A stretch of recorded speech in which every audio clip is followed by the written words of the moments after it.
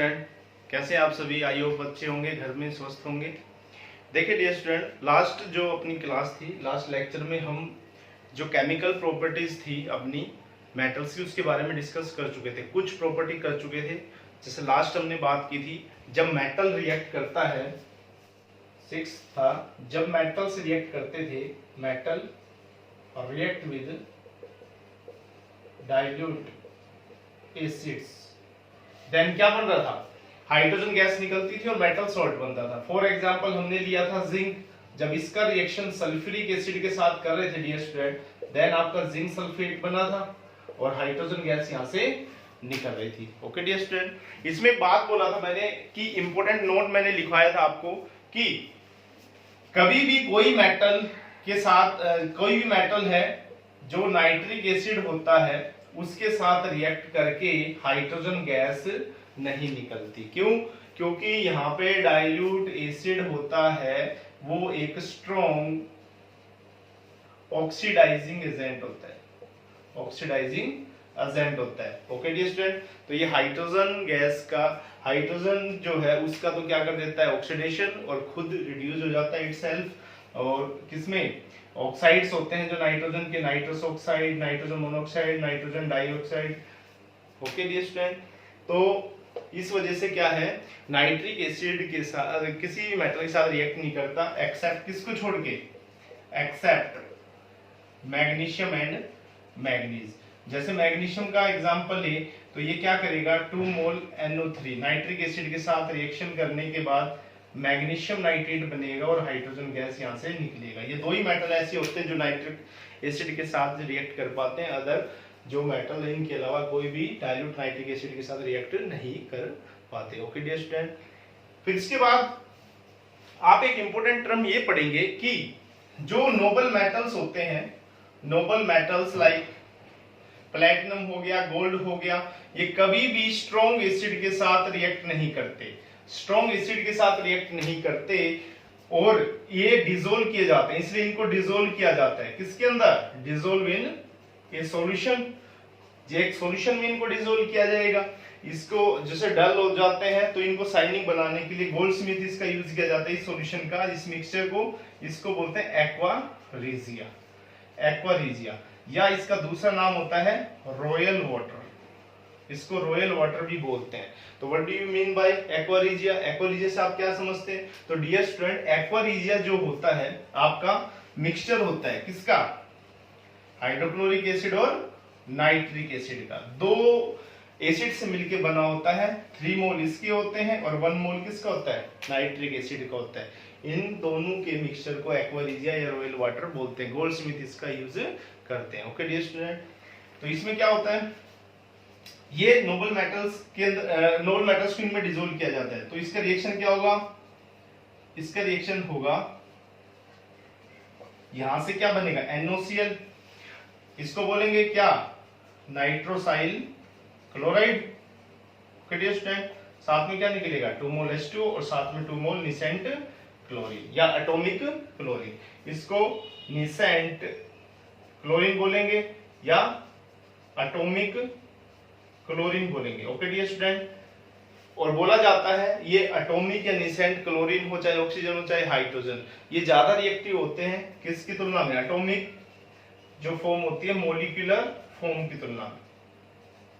जो molecular form की तुलना में एटॉमिक जो होता है वो ज्यादा रिएक्टिव बोला जाता है। Okay dear student, I hope आपका क्लियर हुआ होगा। फिर चलिए हम 7th जो है इसका रिएक्शन, उसके बारे में बात करते हैं। देखिए डियर स्टूडेंट, 7th बात करें उससे पहले, जैसे गोल्ड है उसका रिएक्शन जब निसेंट क्लोरीन के साथ किया जाता है डियर स्टूडेंट, तो यहाँ पे ओरिक क्लोराइड बनता है। क्या बनता है? ओरिक 3 रोमन में लिखेंगे, oxidation state chloride. Okay dear student, इसी प्रकार प्लैटिनम जो है 4 मोल निसेंट क्लोरीन के साथ रिएक्ट करेगा तो प्लैटिनम टेट्रा क्लोराइड बनेगा। क्या बनेगा यहाँ पे? Platinum tetra chloride. Okay dear student, platinum 4 क्या है? इसका ऑक्सीडेशन स्टेट हो गया। ये आपका ट्राइक्लोराइड लिख सकते हो या डायरेक्टली लिख सकते हो प्लैटिनम क्लोराइड। ये आपका ट्राई हो गया, ये आपका टेट्रा हो गया। ओके डियर स्टूडेंट, नेक्स्ट करते हैं reaction reaction of metal with halogens,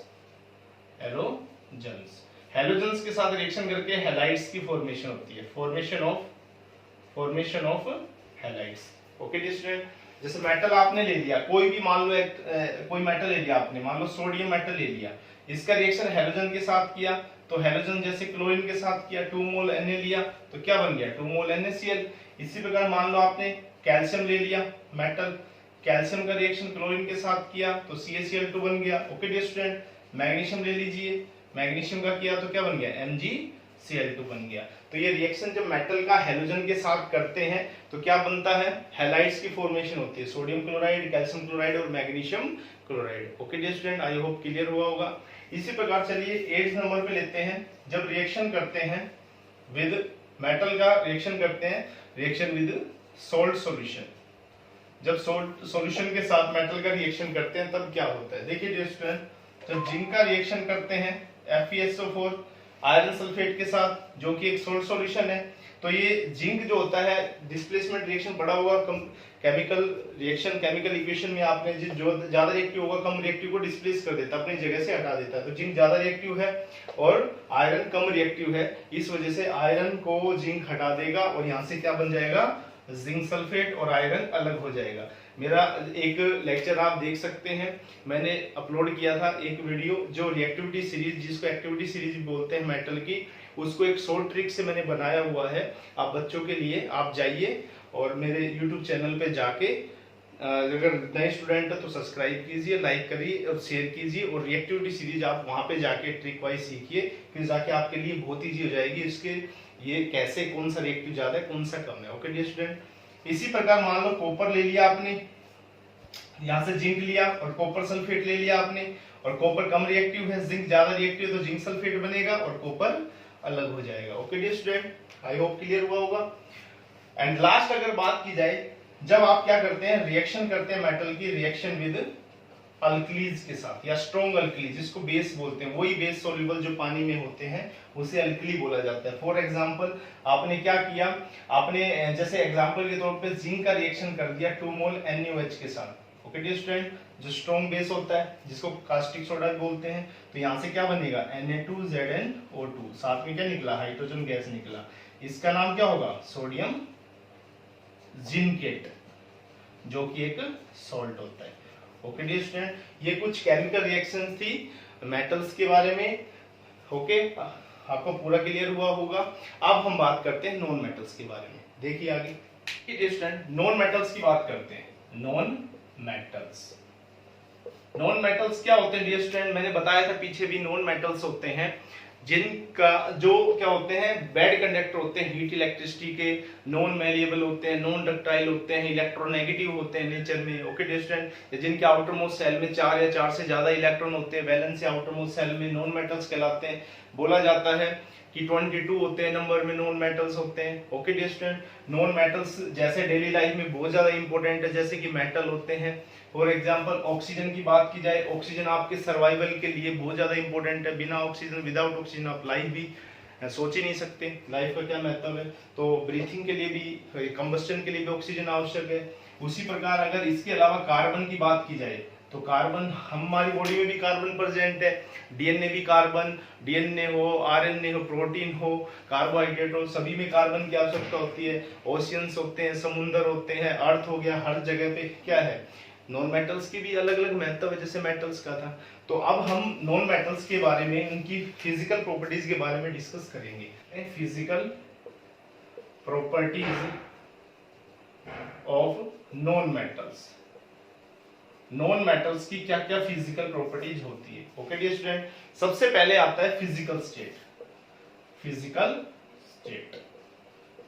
physical state की बात की जाए तो डियर स्टूडेंट, तो जैसे मेटल्स होते हैं सारे सॉलिड स्टेट में मिलते हैं एक्सेप्ट मर्क्यूरी को छोड़ के जो लिक्विड स्टेट में था, लेकिन नॉन मेटल्स तीनों फिजिकल स्टेट मिलते हैं, मीन से सॉलिड्स भी होते हैं नॉन मेटल, लिक्विड फॉर्म में भी होते हैं और गैसेस फॉर्म में भी पाए जाते हैं। बोला जाता है ब्रोमीन एक नॉन मेटल होता है जो रूम टेम्परेचर पे क्या होता है, लिक्विड अवस्था मिलने वाला नॉन मेटल होता है, जैसे मर्करी होता है। ये क्वेश्चन भी आ जाता है, name one metal and non metal which is found in liquid state at room temperature. तो मरकरी मेटल होगा, नॉन मेटल ब्रोमीन होगा। ओके डियर स्टूडेंट, इसी प्रकार सल्फर की बात की जाए, फास्फोरस की बात की जाए, तो ये आपके क्या होते हैं, नॉन मेटल होते हैं जो सॉलिड अवस्था में मिलते हैं। इसी प्रकार गैसेस फॉर्म में ले जाए, हाइड्रोजन, ऑक्सीजन, नाइट्रोजन एटसेट्रा, ये क्या होते हैं आपके गैसेस अवस्था मिलने वाले नॉन मेटल्स होते हैं। Okay dear student, second point अगर इसका देखें तो जो नॉन मेटल्स होते हैं, non metals have low density, density इनकी कम होती है नॉन मेटल्स की। नॉन मेटल्स की डेंसिटी कम होने का कारण ये होता है क्लोजली पैक्ड नहीं होते, ये क्लोजली पैक्ड नहीं होते। क्यों नहीं होते? क्योंकि ये मोलिकुलर अवस्था में एग्जिस्ट करते हैं। जैसे फास्फोरस पी फॉर्म में एग्जिस्ट करेगा, सल्फर एसिड फॉर्म में एग्जिस्ट करेगा, इसकी एटॉमिसिटी 4 होती है, इसकी एटॉमिसिटी 8 होती है। ओके डियर स्टूडेंट, बोला जाता है तो डेंसिटी कम होगी। इसी प्रकार अगर डेंसिटी की बात की जाए कम होगी, हैवी अगर बात की जाए तो डेंसिटी ज्यादा किसकी होगी, डायमंड की हो सकती है। इसी प्रकार नॉन मेटल्स जो होंगे, non metals have low empty BPT, melting boiling point जो है नॉन मेटल्स का कम होगा, लो होगा मेटल्स की तुलना में, क्योंकि नॉन मेटल्स का मेल्टिंग बॉइलिंग पॉइंट कम क्यों होता है, क्योंकि इनके बीच में कोवलेंट बॉन्ड होता है और आयनिक बॉन्ड किस में होता है, मेटल्स के बीच में होता है, शेयरिंग ऑफ इलेक्ट्रॉन से बॉन्ड बनाते हैं। ओके डियर स्टूडेंट, तो बोला जाता है जैसे सल्फर हो गया और या क्या बोलते हैं और अदर जो नॉन मेटल, उनका मेल्टिंग पॉइंट बिल्कुल ही ना के बराबर, मतलब बिल्कुल ही कम होता है। अब बात की जाए अगर मेल्टिंग पॉइंट डायमंड का ले लीजिए तो लगभग 3500 डिग्री सेल्सियस होता है डायमंड का। ओके डियर स्टूडेंट, बोल सकते हैं। इसी प्रकार अगर बात की जाए नॉन मेटल्स होते हैं are non lustrous, non lustrous mean to say चमकदार नहीं होते, जैसे कि मेटल चमक रहा था किसको छोड़ के, एक्सेप्ट इनका शाइनिंग सरफेस नहीं होता, एक्सेप्ट आयोडीन को छोड़ के एंड डायमंड को छोड़ के। आयोडीन और डायमंड होते हैं नॉन मेटल होते हैं जो चमकदार होते हैं। ये कार्बन की एलोट्रोप होती है, 3 कार्बन की एलोट्रोप है, आगे पढ़ेंगे कार्बोनेट कंपाउंड में। ये फुलरेंस होता है, डायमंड होता है और एक ग्रेफाइट होता है। ओके डियर स्टूडेंट, ये बैड कंडक्टर होता है इलेक्ट्रिसिटी का, लेकिन जो ग्रेफाइट होता है वो गुड कंडक्टर होता है। इसमें फ्री इलेक्ट्रॉन नहीं पाए जाते, उसमें फ्री इलेक्ट्रॉन्स होने की वजह से वो गुड कंडक्टर होता है। इसी प्रकार अगर अगली प्रॉपर्टी की बात की जाए तो क्या बोल सकते हैं, ये नॉन सोनोरस होते हैं, non metals are non sonorous. Non sonorous का मीन क्या होगा डियर स्टूडेंट, जैसे बोला जाता था मेटल्स तो सोनोरस थे, रिंगिंग साउंड प्रोड्यूस करते जब उनको स्ट्रंग किया जाता है, बजाया जाता है हैवी जो ऑब्जेक्ट से। अब इनमें क्या है, नॉन मतलब रिंगिंग साउंड प्रोड्यूस नहीं करेंगे, तो ये नॉन सोनोरस होते हैं नेचर में, रिंगिंग साउंड प्रोड्यूस नहीं करते। और डियर स्टूडेंट अगर बात की जाए तो क्या बोल सकते हैं, इनके अलावा ये नॉन मैलिएबल होते हैं, non metals are non malleable and non ductile in nature. Mean to say इनको ड्राउन नहीं किया जा सकता, ना थिन वायर बना सकते, ना थिन शीट्स बनाए जा सकते जैसे मेटल्स की बना सकते थे। अगर इनको क्या करते हैं, इनको थोड़ा सा प्रेशर लगा के ऐसा किया जाए तो ये ब्रिटल हो जाएंगे, इजी टू ब्रिटल, आराम से टूट जाते हैं। जैसे सल्फर होता है वो क्या होता है, पाउडर फॉर्म में कन्वर्ट हो जाएगा। इसी प्रकार नॉन मेटल्स जो होते हैं, नॉन मेटल्स आर क्या होते हैं, soft and easy to brittle, आसानी से तोड़ा जा सकता है, सॉफ्ट होते हैं। ओके डियर स्टूडेंट, किसको छोड़ के, एक्सेप्ट डायमंड को छोड़ के। जो डायमंड होता है वो क्या होता है, हार्ड होता है, लेकिन होता क्या है, कार्बन का इलेक्ट्रोन एक नॉन मेटल होता है। आई होप आपके सारे फिजिकल प्रॉपर्टी नॉन मेटल की अच्छे से क्लियर हुई होगी। आगे देखते हैं chemical properties of non metals. देखिए डियर स्टूडेंट, आगे बात करते हैं chemical properties of non metals. Non metals की केमिकल प्रॉपर्टीज के बारे में बात करते हैं। सबसे पहले तो बात करते हैं जो नॉन मेटल्स होता है ना, आर क्या होते हैं, electro negative in nature. Non metals होते हैं डियर स्टूडेंट, वो इलेक्ट्रोनेगेटिव होते हैं नेचर में, मीन टू से ये इलेक्ट्रॉन को अट्रैक्ट करने की क्षमता रखते हैं, एक्सेप्ट कर लेते हैं इलेक्ट्रॉन को। जैसे फॉर एग्जांपल क्लोरीन जो होगा एक इलेक्ट्रॉन एक्सेप्ट करेगा, 287 होता है इसके आउटरमोस्ट शेल में, एक इलेक्ट्रॉन लेने के बाद क्या होगा, ऑक्टेट कंप्लीट होगा 288। क्लोरीन पे चार्ज कैसा, नेगेटिव आ गया। इसी प्रकार ऑक्सीजन की बात करें, क्या होता है डियर स्टूडेंट, 2 and 6, तो ये 2 इलेक्ट्रॉन लेगा, तो ऑक्सीजन पे कितना आ जाएगा 2 - 2 and 8। नाइट्रोजन होता है 2 and कितना होता है 5, तो यहाँ पे कितने होंगे 3 इलेक्ट्रॉन लेगा, तो क्या हो जाएगा नाइट्रोजन 3 - हो जाएगा 2 and 8। यहाँ पे भी ऑक्टेट कंप्लीट है, आप देख पा रहे हैं आप। ओके डियर स्टूडेंट, तो यहाँ पे क्या होते हैं, नॉन मेटल्स होते हैं, इलेक्ट्रोनेगेटिव होते हैं नेचर में, और नॉन मेटल्स क्या होते हैं, खुद की रिडक्शन करवाते हैं। क्या करवाते हैं, रिडक्शन, इलेक्ट्रॉन गेन करने की वजह से, गेनिंग ऑफ इलेक्ट्रॉन्स, इलेक्ट्रॉन को गेन करने की वजह से रिडक्शन शो करते हैं, और जो रिडक्शन शो करेगा वो एक्ट करेगा किसकी तरह, बोलो, ऑक्सीडाइजिंग एजेंट की तरह। तो ये गुड ऑक्सीडाइजिंग एजेंट का काम करते हैं। ओके डियर स्टूडेंट, सेकेंड अगर बात की जाए तो रिएक्शन विद ऑक्सीजन, जो ऑक्सीजन जो एयर से प्राप्त करते हैं, तो डियर स्टूडेंट जब ऑक्सीजन के साथ रिएक्शन करते हैं, जैसे मेटल्स तो बेसिक ऑक्साइड बना रहा था, ये आपका या तो एसिडिक ऑक्साइड बनाएंगे या क्या बनाएंगे, न्यूट्रल ऑक्साइड्स बनाएंगे, neutral oxides. Okay dear student, for example जैसे सल्फर है, ऑक्सीजन के साथ रिएक्शन करके क्या बनाया, सल्फर डाइऑक्साइड, जो कि एक एसिडिक ऑक्साइड है। इसी प्रकार कार्बन ऑक्सीजन के साथ रिएक्शन करके क्या बनाएगा डियर स्टूडेंट, कार्बन डाइऑक्साइड, जो भी एक एसिडिक ऑक्साइड होगा। इसी प्रकार अगर बात की जाए 2 मोल कार्बन जो है ऑक्सीजन के साथ रिएक्ट करके 2 मोल कार्बन मोनोऑक्साइड बनाएगा, जो कि एक न्यूट्रल ऑक्साइड होता है। इसी प्रकार आपका H2 जो है हाफ मोल O2 के साथ रिएक्शन करके H2 बनाएगा, जो कि एक आल्सो एक न्यूट्रल ऑक्साइड होता है। Okay dear student, I hope आपका क्लियर हुआ होगा। चलें आगे, चलिए देखिए डियर स्टूडेंट, नेक्स्ट है reaction with water and acids. देखिए डियर स्टूडेंट, नॉन मेटल्स जो होते हैं वो वाटर और एसिड के साथ रिएक्शन नहीं करते एक्सेप्ट फ्लोरीन को छोड़ के। जो फ्लोरीन जो है वाटर के साथ रिएक्शन कर जाता है, और देन यहाँ पे 2 मोल HF बनेगा, और यहाँ से क्या निकल जाएगा, आपका ऑक्सीजन गैस निकल जाता है। ओके डियर स्टूडेंट, अगला पॉइंट है आपका reaction with hydrogen. Hydrogen, hydrogen के साथ रिएक्शन कर जाता है नॉन मेटल। देखिए आप, फॉर एग्जांपल नाइट्रोजन गैस है, जब रिएक्शन करेगा तो 3 मोल H2 के साथ रिएक्शन करके ये क्या बना देगा, 2 मोल NH3। नाइट्रोजन एक नॉन मेटल हाइड्रोजन के साथ रिएक्शन कर गया, किसकी प्रेजेंस में, आयरन की प्रेजेंस में। एक हैबर्स प्रोसेस आपने पढ़ा होगा। ओके डियर स्टूडेंट, इसी प्रकार अगर आपने बात की, रिएक्शन की बात करते हैं विद किसके साथ, हेलोजेंस के साथ। Halogens, reaction with halogens, halides बनाएगा, metal halides, sorry non metal halide जो बनाएगा यहाँ पे। तो क्या होगा, जैसे आप देख पाएंगे हाइड्रोजन गैस होगा, क्लोरीन गैस के साथ रिएक्शन करके क्या बना देगा, 2 मोल HCl गैस। ओके डियर स्टूडेंट, और भी कर सकते हैं आप, जैसे बात की तो इसके अलावा आप ले लें हाइड्रोजन गैस जब रिएक्शन की किसके साथ, Br2 के साथ, तो देन क्या बनाएगा, 2 मोल HBr।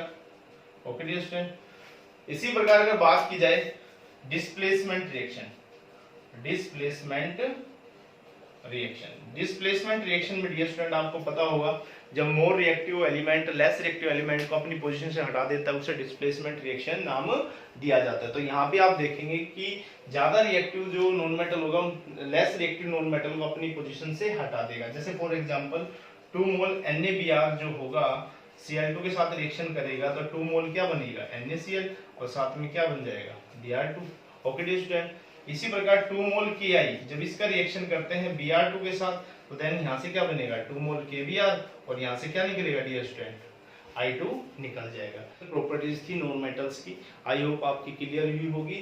तो आगे आप बात करेंगे कि मेटल्स नॉन मेटल्स कैसे कंबाइन करते हैं, मेटल्स में जो मिनरल्स और टर्म जो आगे चल के जो सेकंड पार्ट है जो मेटल नॉन मेटल्स का, वो डिस्कस करेंगे आगे चल के। उससे पहले आप इन वीडियो को ढंग से देखना, इसको पीछे पूरा अपना समझना, और फिर भी अगर कोई दिक्कत आए किसी टॉपिक में तो कमेंट बॉक्स में लिखना, और फिर कल हम जो नेक्स्ट जो वीडियो लेके आएंगे उसमें उसके बारे में डिस्कस करेंगे, और आगे के जो है पार्ट्स सारे बचे हुए हैं वो नेक्स्ट वीडियो में डिस्कस करेंगे। तब तक के लिए अपने तैयारी करते रहें और ढंग से अपना पूरा रिवाइज करते रहें। थैंक यू बेटा।